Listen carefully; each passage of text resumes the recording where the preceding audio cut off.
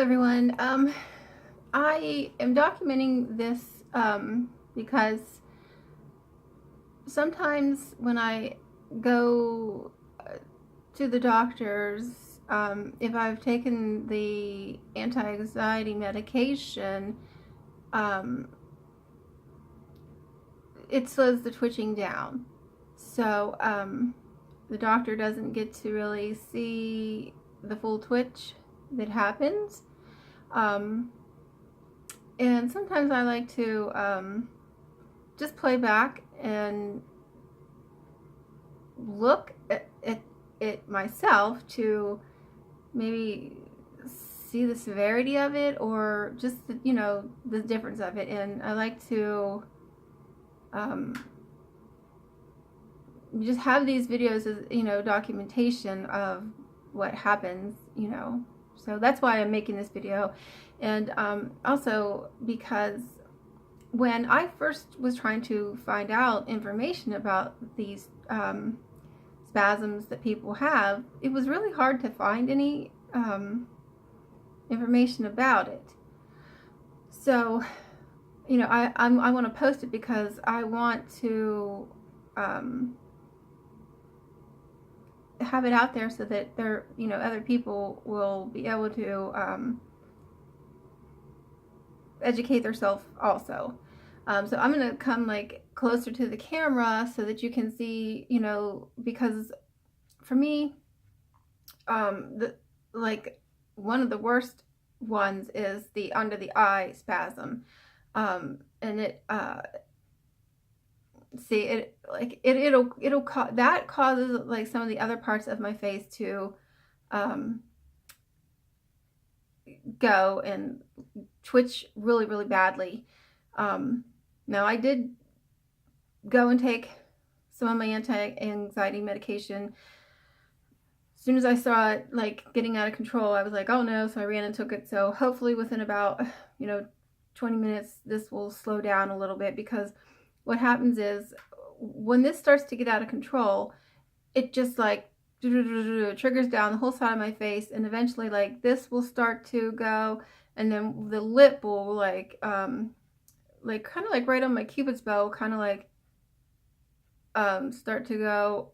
And once it all gets going all together, it kind of like this lifts up and like contorts a little bit, and it gets uncomfortable after a while, and it gets embarrassing, so I don't really want to go anywhere when that's happening. And then people don't mean to stare at you, but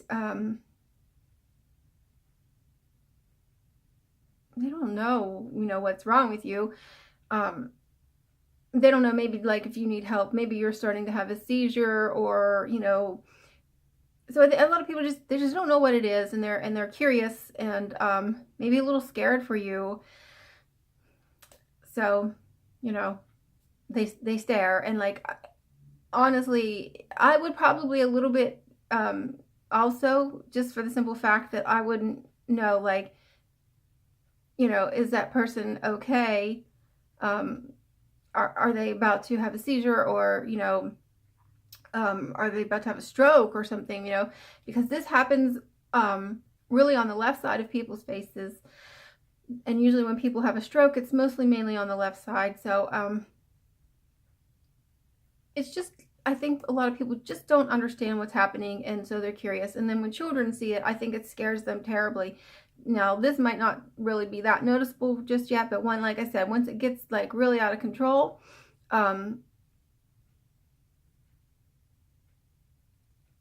when this is all contorted, like my grandchildren have not seen me have that yet. I don't want them to see me like that. I don't want to scare them. My oldest granddaughter is autistic, and I think that this would scare her. I think she would be afraid for me. She wouldn't understand. And I don't want her to remember me like that.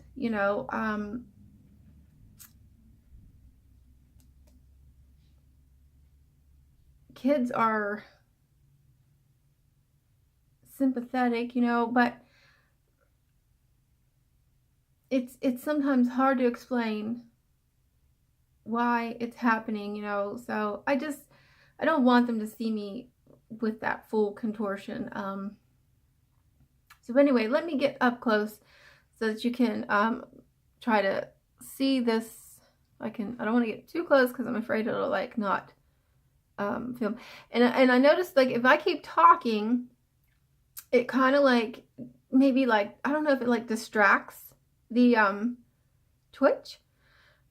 When I don't talk, it sort of, I don't know if the nerves, like, once they are at like a resting, they really, you know, they kind of go. But like I've noticed that, you know, before, trying to look in the mirror and talk to somebody, like explaining, or, you know, just filming, when I stop talking, you'll notice that the twitch will kind of like, it'll spasm a little harder. So let me, I have a mirror right here that I'm trying to watch. So I'm gonna,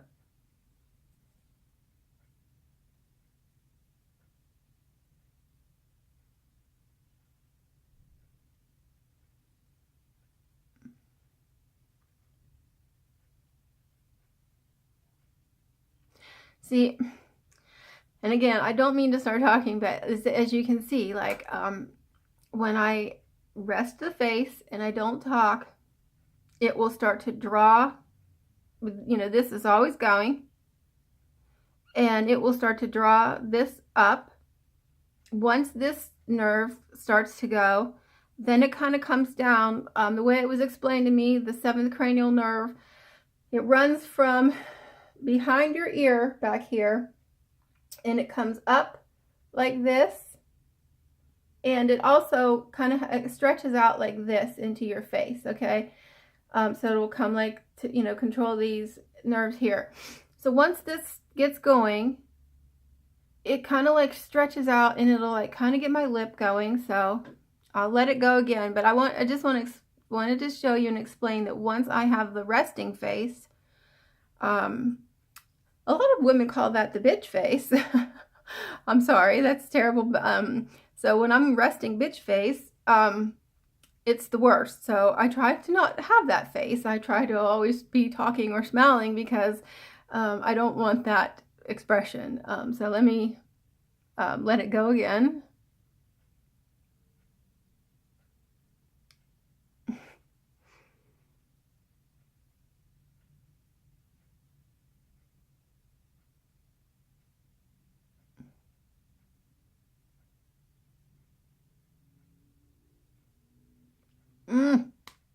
It drives me crazy.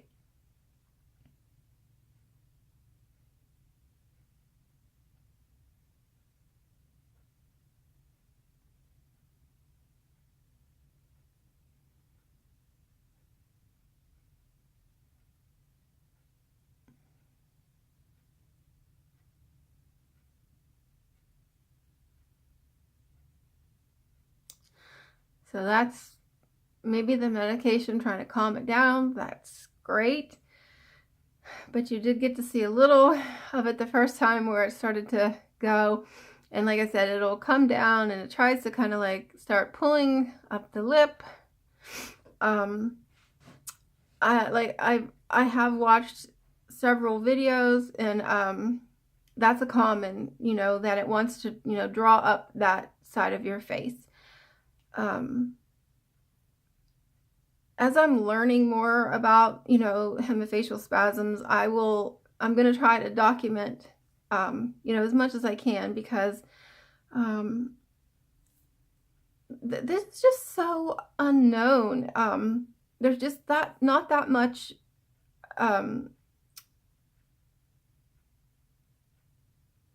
information to find out about it. So if you're going through this, you're kind of like on your own.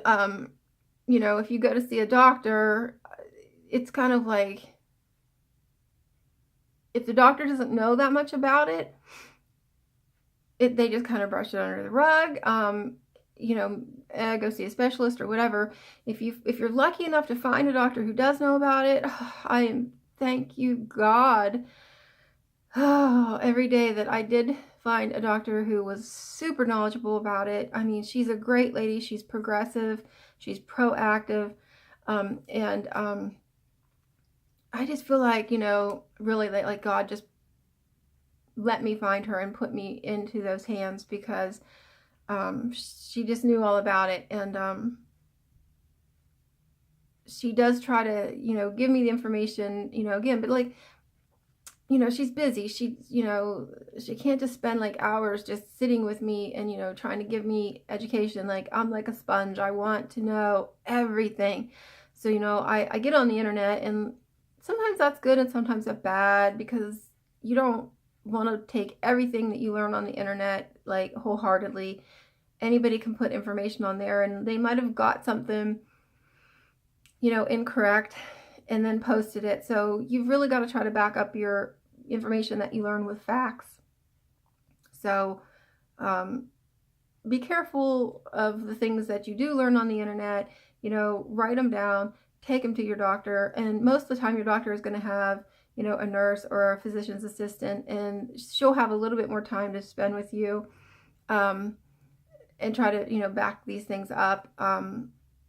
I would not trust Wikipedia wholeheartedly, because people go in there and change it. WebMD is a source that you can try to find, but again, it's limited. So I know that it's a weird thing, but a lot of times some of the best information that I get is from other people that are going through this. And also it's a source of support. So again, and why I am documenting this and making the video. I want to be able to get this out into the community and hopefully help some other people. I found 2 great videos, women that I feel were doing a great job of documenting their progress along, that had a great attitude, because sometimes you'll find someone that's kind of like, woe is me type of attitude. And I just, yes, it's a difficult situation for sure. I have days where I'm very down, I've had times where I've cried my eyes out. But the point of it is, you have to get up every day. You have to get up. You have to, carry on. And curling up in a little ball and crying or wanting someone to feel bad for you is not going to fix this. It is not going to make it go away. As a matter of fact, that is why they put you on anti-anxiety medication, because the more stressed you get, the worse this will become. So the key to controlling this really is to have as little stress in your life as possible. Sleep is imperative. I found out I have the worst insomnia. I have suffered from insomnia for years now. And before I, had any education in this, I would notice on the times where, I didn't sleep very well, that this twitch would just, if you think this is twitching at a fast rate right now,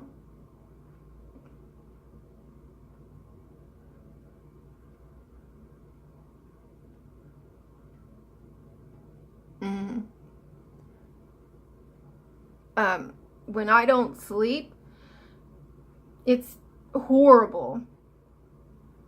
So I kind of discovered that on my own, and then I did a little bit of research and discovered about, the not sleeping and so forth. So, again, those are trial and error. You got to learn about these things. And that was something, hey, I asked my doctor, oh yeah, that's a very serious thing. You've got to control your stress. You've got to get the, sleep and so forth. It's imperative that you, keep these things under control. So anyway, I did. I found a couple women that were like documenting this. These women were living with this for I think one of them was like 5 years. 5 years before she really found a doctor that, would take her seriously and, help her. I can't imagine. It's been a year for me, and you know, I get angry. I get angry because, you know, sorry, I have to put some chapstick on because when I play the video back and I catch myself constantly like doing this, I feel like that, you know, that's all you guys are like, you know, noticing is that like, oh, she's you know, so my lips are so dry. So anyway, but I, you know, I was in an auto accident, and you know, so I had a concussion, and I kept telling the neurologist that I went to see. I went to a highly noted special place that I cannot mention, but it is well known with many sports people. Very well known place. You know, and I would say, hey, do you see this? What's going on? If light would get into my eye, it would instantly, like, you know, the pain. And back then when I was concussed, I would have horrible migraines, and you know, the nausea would come, and it was like, boom, I was down for the count. And I would try to explain to them, like, when I get this twitch, I know that within 20 minutes I'm having a migraine. What do you think about that? Yeah, you got a concussion. What? There's a correlation here. I'm telling you, there's something to do. Every doctor I would go to, it was like, I'm no doctor, but like, I think you might want to look into this. Do you see this? You know, so I know how angry I feel that like a year has gone by, and in that year and in that amount of time, the twitch got to be so hard. You know, it woke me up one night that, not this part, something woke me up, and I'm like, wow, what's happening?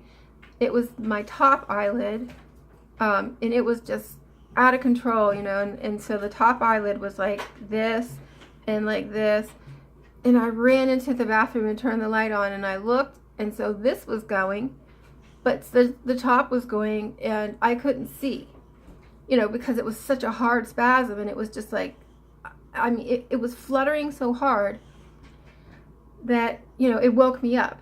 And I'm sure that you've all at one point felt like a little, you know, twitch in your eye, and sometimes it's kind of funny, you know, and you're like, you feel that little twitch, and you're like, you know, you kind of laugh because you're like, oh, that's so weird, I feel that twitch. Imagine having it twitch so hard that it wakes you up from a dead sleep. So, okay, that's a very hard spasm. So when they're both twitching like that at the same time, and, you know, so that's a spasm. It had, you know, worked its way after 1 year's time all the way down to my face, you know, to my lip and so forth. So living with that for 5 years, wow. So kudos to these women that like did this, still worked, still kept up their life and took care of their families and stuff. I mean, yeah, God bless them. But they did end up having surgery, and they seem to be doing much better. So anyway, I'm gonna end the video, but I hope this video did help educate anybody, somebody, and I will keep documenting. I feel like it is trying to slow down. Again, sometimes I have to take, you know, I try to wait for about 30 minutes to see if the, you know, anti-anxiety medicine is going to slow it down. And I feel like it is trying, because at first, if you remember at the beginning of the video, like, you know, I had a lot of this happening too. And when I would stop talking, it would, you know, try to do that. So it is trying to stop this.